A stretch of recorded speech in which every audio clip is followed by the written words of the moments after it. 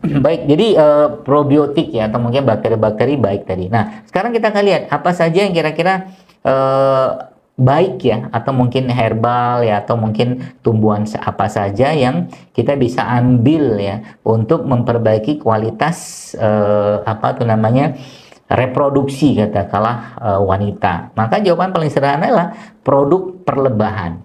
Ya. Semua produk perlebahan, Bapak sekalian ya, salah satu yang kita kenal kan madu ya.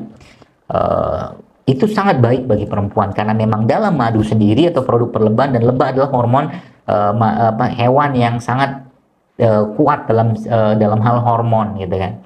Maka dalam lebah itu memang, atau dalam produk lebah itu ada ferohormonnya ya. Jadi semua produk lebah itu ya, mulai dari royal jelly-nya, ya, bee pollen-nya, propolisnya, sarang lebahnya, termasuk madu, ya, madu itu sendiri, itu banyak sekali mengandung hormon-hormon yang sangat penting ya dalam meningkatkan kualitas ya reproduksi seorang wanita khususnya.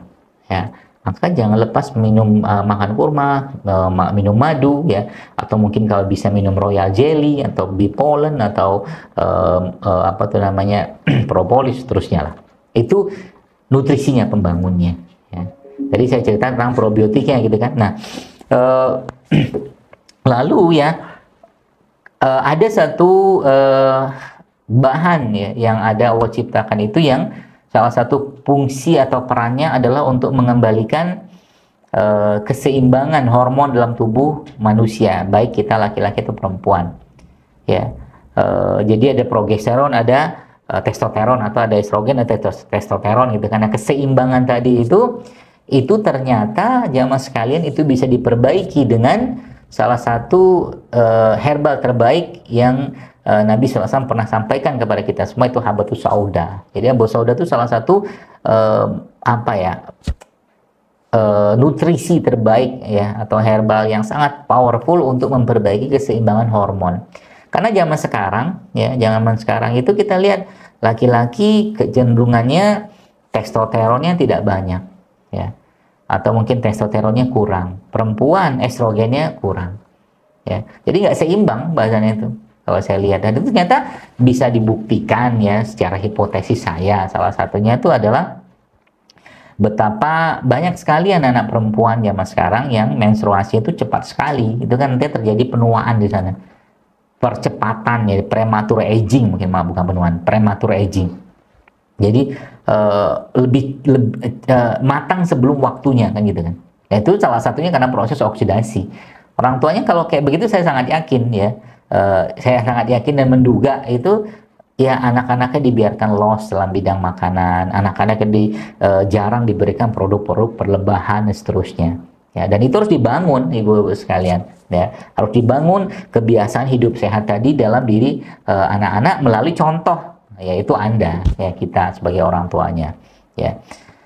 Lalu ya sebenarnya gini konsepnya, kalau kita bicara tentang keseimbangan ya, keseimbangan tadi yang tadi saya jelaskan. Kalau Anda pernah mendapatkan ya informasi misalkan ada seorang wanita yang mengalami keputihan tomat, gatal-gatal di reh kewanitaannya, itu kan biasanya itu disarankan ya, atau mungkin salah satu resep herbal yang populer banget yang kita sering dapatkan itu menggunakan daun sirih ya, daun sirih. Nah, apa cerita daun sirih ini sebenarnya? Ya, ternyata kalau kita lihat dari konsep keseimbangan, maka wanita yang mengalami keputihan tadi ya, dalam konteks ilmu suhu ya, panas, dingin, lembab, kering gitu kan. Nah, itu bisa dikatakan itu lembab, ya lembab. Maka diberikanlah produk-produk ya atau ciptaan Allah ini yang bersifat panas. Maka sirih itu kan panas sebenarnya. Ya, jadi dia disuruh masukkan sirih dalam air, kemudian nanti dibasuhkan ke daerah wanita tadi. Itu kan panas sebenarnya. Kuncinya itu jadi sebenarnya. Jadi kalau kita sudah memahami kunci tadi, sekarang lebih gampang kita menggunakan ya konsep-konsep ini di keseharian kita. Ya.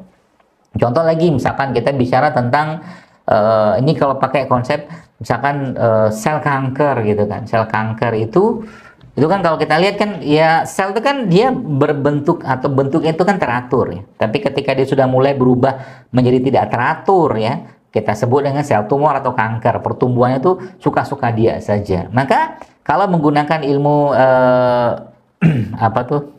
Saya tak lupa istilahnya itu, tapi kurang lebih beginilah. Ketidakteraturan sel kanker itu kita coba cocokkan ya dengan apa yang Allah ciptakan di suatu tempat ya yang tumbuh di situ ya. Dan Indonesia kan salah satunya itu banyak. Ada yang sering saya sebut itu yaitu rimpang-rimpang. Rimpang itu kan kalau Bapak Ibu lihat kan bentuknya nggak teratur. Ya, rimpang-rimpang itu kan bentuknya nggak teratur. Ya, Anda lihat jahe gitu kan ke sana kemari, nggak ada yang lurus gitu kayak pepaya gitu kan nggak ada. Ya. Atau kita lihat kunyit juga sama bercabang-cabang mirip sel kanker. Ya. Apa misalkan lengkuas juga sama atau kunyit putih gitu kan. Atau mungkin kencur juga sama. Ya. Kayak kalau orang yang ngerti ilmu ini sebenarnya mengatasi masalah kewanitaan itu ya salah satunya itu dengan cara mencegah sel-sel tadi itu untuk berkembang tanpa terkendali. Ya salah satu andalan kita sebenarnya di Indonesia itu adalah rimpang-rimpang tadi. Ya, yang paling terkenal maka kunyit.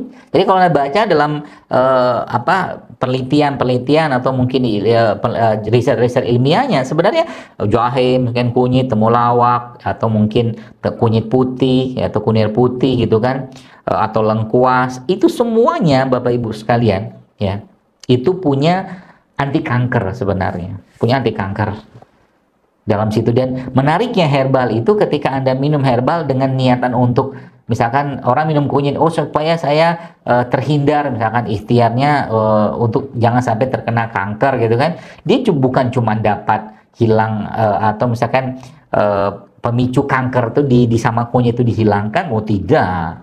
Kunyit itu dia punya anti aging juga, dia punya anti darah tinggi juga, dia punya anti asam urat juga, anti kolesterol segala macam dalam satu kunyit misalkan. Ya, tidak heran ketika kita sedikit saja mengkombinasikan itu Bapak sekalian dengan misalkan keadaan tubuh Anda. Misalkan ada orang misalkan lagi ada masalah menstruasi gitu kan, kita tahu bahwa kunyit salah satu yang terbaik kita gunakan. Tambahkan sedikit dengan penghangatnya, misalkan serai misalkan, atau tambahkan sedikit dengan jahe ya, itu digeprek sebentar, dihancurkan sebentar, kasih air panas, itu efeknya powerfulnya luar biasa. Asal dua hal penting Anda jaga, yaitu tanahnya terjaga, which is jangan kotori lagi dengan makanan-makanan sampah. Setiap orang atau wanita yang saya banyak ketika dulu ya kajian-kajian offline masih ada itu yang ada kista, tumor apa segala macam itu jamaah sekalian itu bertanya ke saya tentang penyakitnya ya, dia dok apa resep untuk kista, apa resep untuk tumor gini macam-macam lah gitu kan. Biasa saya tanya dulu tuh pola makan Anda gimana. Oh ternyata pola makan mereka tuh kecenderungannya ya tidak sehat, bahkan cenderung meracuni badannya ya. Dia nggak suruh makan nasi nggak mau ya, maunya makan maaf tepung ya, tepung-tepungan ya, dan minyak-minyakan segala macam ya. Anda tahulah itu ya, itu jadi masalah sehingga akhirnya badannya itu mah jadi kacau gitu kan, nggak seimbang. Itu di stop dulu ya. Itu yang pertama, tanah diperbaiki. Yang kedua apa? Emosi dibenerin gitu kan.